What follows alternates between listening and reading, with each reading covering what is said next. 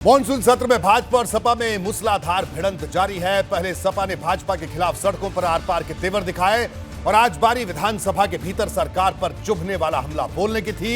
इसमें अखिलेश यादव ने कोई कसर नहीं छोड़ी। जवाब में सीएम योगी ने सपा पर तीखा निशाना साधा। उन्होंने तंज करते हुए कहा कि जब सपने तार तार होते हैं तो दुख तो होता ही है। मुख्यमंत्री योगी ने विधानसभा चुनाव में हुई सपा की करारी शिकस्त को लेकर पार्टी की दुखती रग पर हाथ रखा। सीएम ने कहा कि सपा नेता की बातों में दुख झलक रहा था, लेकिन उन्हें जनता जनार्दन के फैसले को स्वीकार करना होगा।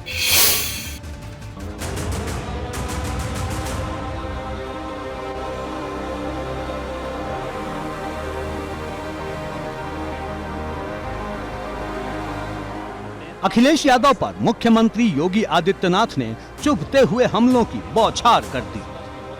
और तो और कोरोना महामारी के दौरान पता नहीं नेता प्रतिपक्ष कहां गए थे। मुझे तो लगता है किसी ने, हम लोगों ने तो कभी नहीं देखा उनको बाहर निकलते हुए। 3-4 चरणों में दुर्भाग्य से इंसेफ्लाइटिस आई थी और उन 4 चरणों में हमें तो आशंका थी कि ऐसा ना हो कि कोरोना कालखंड में 5वें चरण की वो आ जाए तो फिर इनका क्या हाल होगा।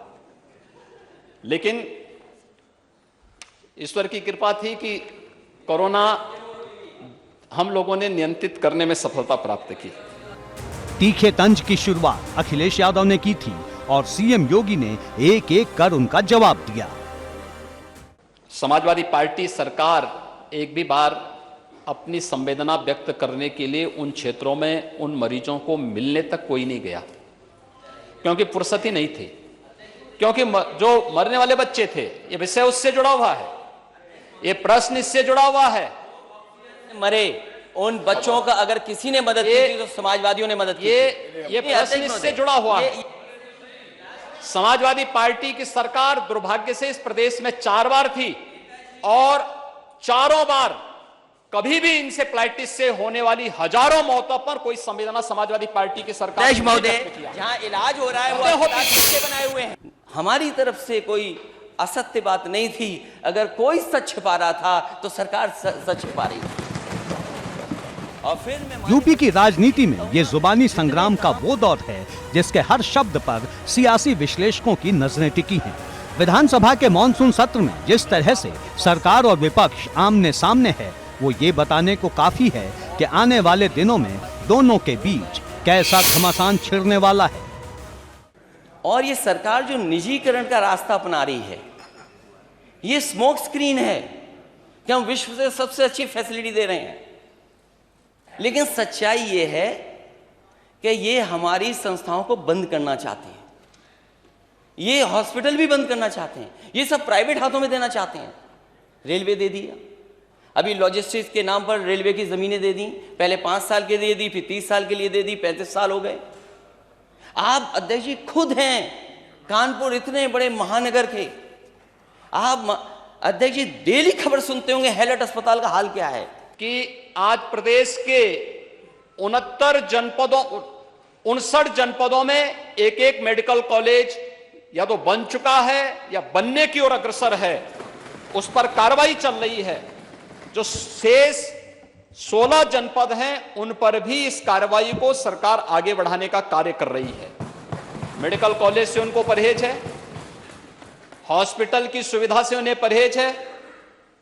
अखिलेश यादव ने मॉनसून सत्र के दूसरे दिन ये साफ कर दिया कि उनके एजेंडे में कौन से मुद्दे ऊपर रहने वाले हैं। उन्होंने सबसे ज्यादा स्वास्थ्य सेवाओं के मुद्दे पर सरकार को घेरा और इसके बाद सदन में हंगामा भी किया।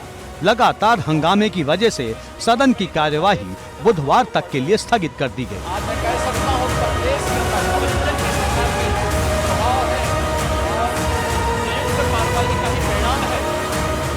लेकिन सपा और रालोद के विधायकों ने विधानसभा के वेल में धरना शुरू कर दिया।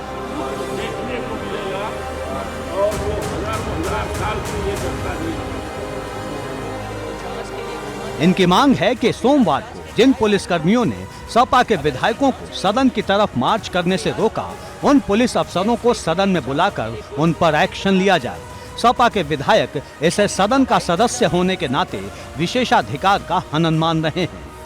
जबरन असंवैधानिक रूप से जिस तरीके से पुलिस अधिकारियों ने रोका, इसे अधिनियम 300 के अंतर्गत हमारे द्वारा और सदन के बहुत ही वरिष्ठ सदस्य आदरणीय लालजी वर्मा जी के द्वारा इस सवाल को आज विधानसभा में उठाया गया था कि ये विशेषाधिकार का हनन है। विधायकों को जबरन रोका गया, कार्रवाई में नहीं आने दिया गया। सपा के तेवर से साफ नजर आ रहा है कि वो पैदल मार्च को रोके जाने के मुद्दे पर आर पार के तेवर दिखाएगी और इस मुद्दे पर आगे भी विधानसभा में हंगामे के पूरे आसार हैं। एबीपी गंगा के लिए लखनऊ से शैलेश अरोड़ा और विवेक त्रिपाठी के साथ अनुभव शुक्ला की रिपोर्ट।